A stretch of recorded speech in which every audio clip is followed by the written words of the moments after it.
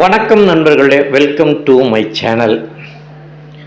தர்மத்தின் வாழ்வுதனை சூது கவ்வும், மறுபடியும் தர்மமே வெல்லும். இப்படி தான் 1972ஆம் ஆண்டில் திமுகவிலிருந்து விலக்கப்பட்ட எம்ஜிஆர் அவர்கள் அறிக்கை வெளியிட்டார். அதை நிரூபித்தும் காட்டினார், வரலாறு படைத்தார். அவர் உருவாக்கின அதிமுகவின் தேய்மானம் குறித்ததான பதிவுதான் இது. வாங்க பதிவுக்குள்ள போலாம்.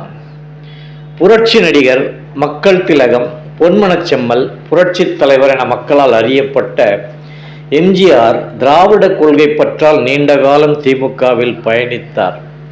அவருக்கு கருணாநிதியுடன் ஏற்பட்ட பிணக்கு காரணமாக 1972ஆம் ஆண்டு அதிமுகவை தொடங்கினார். ஒரு பக்கம் சினிமா புகழ் வெளிச்சம், இன்னொரு பக்கம் மிஸ்டர் கிளீன் என்கிற இமேஜ். இரண்டும் மேலோங்கி நிற்க அவர் தொடங்கிய அதிமுகவில் நிறைய திமுகவினர் இணைந்தனர்.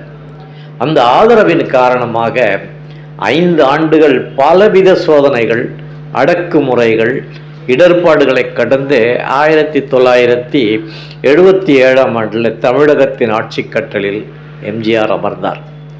1987ஆம் ஆண்டு வரை தொடர்ந்து ஆட்சி செய்தார். அவர் உருவாக்கிய கட்சி அவர் இருக்கும்போதே பிளவுபடத் தொடங்கியது. தமிழ்நாட்டில் 30 ஆண்டுகளுக்கு மேலாக ஆட்சியில் இருந்த, தமிழ்நாட்டை நீண்ட கால ஆட்சி செஞ்ச கட்சி என்ற பெருமை பெற்றிருந்த அதிமுக 50 ஆண்டு கால அரசியல் வரலாற்றில் பல்வேறு உள்கட்சி பூசல்களையும் பிளவுகளையும் எதிர்பாராத திருப்பங்களையும் கடந்து பலவீனப்பட்டு பயணித்து கொண்டிருப்பதுதான் வேதனை. எம்ஜிஆர் அதிமுகவை தொடங்கிய போதே அவருடன் முதலாக இணைந்த திமுகவினரில் குறிப்பிடத்தக்கவர் எஸ்டி சோமசுந்தரன் சொல்கிற எஸ்டிஎஸ். எம்ஜிஆர் நம்பி வந்ததுனால அவர் மீது மிகுந்த மரியாதை வச்சிருந்தார் எம்ஜிஆர். அவர் இதயத்துக்கு ரொம்ப நெருக்கமானவராக இருந்த எஸ்டிஎஸ்ஸு பின்னர் எம்ஜிஆர் அரசு மீதே ஊழல் புகார் சொல்கிற அளவுக்கு எதிரியாயிட்டார். இருவருக்கும் இடையே ஏற்பட்ட மனக்கசப்பு அதிமுகவிலிருந்து பிரிந்து நமது கழகம் என்கிற புதிய கட்சியை எஸ்டிஎஸ் தொடங்கினார். பின்னர் ஜெயலலிதா ஆட்சி காலத்தில் மீண்டும் இணைந்து அமைச்சரானார். 1987ஆம் ஆண்டு எம்ஜிஆர் மறைவுக்கு பின்னர் அதிமுகவில் பெரிய பூகம்பம் ஏற்பட்டது. எம்ஜிஆர் மனைவி ஜானகி அம்மாளும் எம்ஜிஆரால் கொள்கை பரப்பு செயலாளர் என்று நியமிக்கப்பட்ட ஜெயலலிதாவும் தலைமை பதவிக்கு சொந்தம் கொண்டாடுறதுனால பெரிய பிளவு ஏற்பட்டுச்சு. ஜானகி அணி, ஜே அணின்னு 2ஆக பிளவுபட்டதன் விளைவு இரட்டைலை சின்னம் முடக்கப்பட்டது. சில நாட்கள் ஆட்சியில் வந்த ஜானகி சட்டப்பேரவையில் பெரும்பான்மை நிரூபிக்க முடியல. அவங்களால அங்கே நிகழ்ந்த வரலாறுக்கான சம்பவங்களால் அவருடைய ஆட்சி கலைக்கப்பட்டது. பின்னர் 1991ஆம் ஆண்டில் மீண்டும் அதிமுக ஆட்சி கட்டலில் ஏறியது. 1987ஆம் ஆண்டு வரைக்கும் அமைச்சராக பல்வேறு பொறுப்புகளை காட்டிலும் ஆட்சியில் பங்கு வகித்த திருநாவுக்கரசர் இப்போது காங்கிரஸில் பயணித்து கொண்டிருக்கிறார்.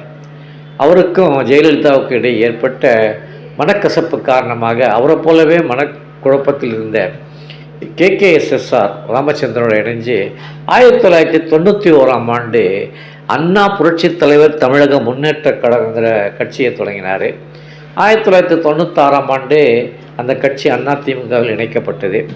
சிறிது காலத்திலேயே மற்றொரு புதிய கட்சியான எம்ஜிஆர் அண்ணா திராவிட முன்னேற்ற கழகத்தை தொடங்கினார். பின்னர் அவர் தேசிய கட்சியான பாஜகவில் இணைஞ்சு மந்திரியாகி இப்போ காங்கிரஸில் பயணித்து கொண்டிருக்கிறார். 2016ஆம் ஆண்டு டிசம்பர் 5 ஜெயலலிதா மறைவுக்கு பின்னர் மீண்டும் ஒரு பெரிய பூகம்பம். அதிமுக எம்எல்ஏக்கள் ஆதரவோடு சசிகலா முதலமைச்சராக தேர்வு செய்யப்பட்ட நிலையில் ஊழல் வழக்கில் சிறை செல்ல நேர்ந்தது. இபிஎஸ் முதலமைச்சரானார், ஓபிஎஸ் எதிரானார். அவரைப் போலவே டிடிவி தினகரன், சசிகலா உள்ளிட்ட பல பேர் கட்சியிலிருந்து நீக்கப்பட்டனர். அமமுக தொடங்கிய டிடிவி தினகரன் ஓபிஎஸ் பாஜகவோடு தொடர்பில் இருந்தாலும் 2026ஆம் ஆண்டு சட்டமன்ற தேர்தலில் பாஜகவோடு அதிமுக கூட்டணி சேர்ந்துள்ளது. அண்மையில் இபிஎஸ்ஸால் கட்சியில் தொடர்ந்து உதாசீனப்படுத்தப்பட்டு கட்சியிலிருந்து நீக்கப்பட்ட மூத்த அமைச்சர் 50 ஆண்டுகாலம் அந்த கட்சியில் பயணித்து வந்த செங்கோட்டையன் புதிதாக உருவான நடிகர் விஜயின் தமிழக வெற்றி கழகத்தில் இணைந்துள்ளார்.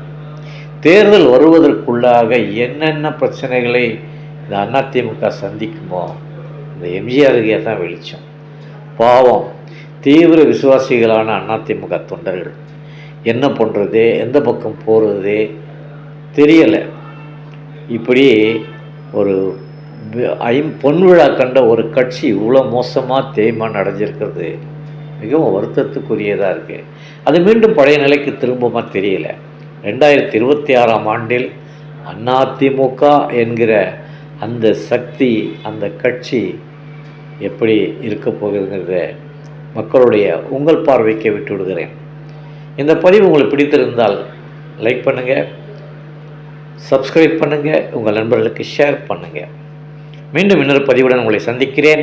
நன்றி, வணக்கம்.